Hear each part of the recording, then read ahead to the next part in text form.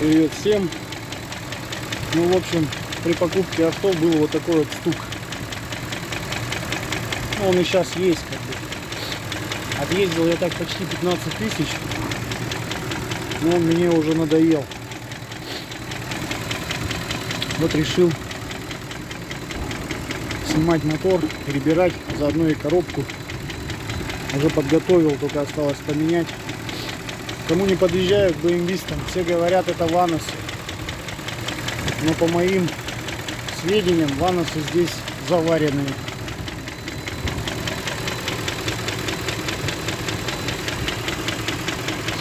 Будем разбирать, смотреть, что и как там.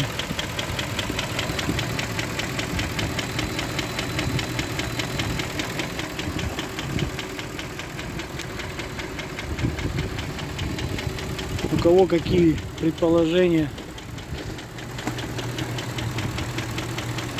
Вот сегодня немножко ополоснул, у нас уже первые зимние месяца. Морозец дал. Кто в Омске живет, знает, как это произошло. Все во льду. Сегодня буду снимать двигатель. По итогу отпишусь.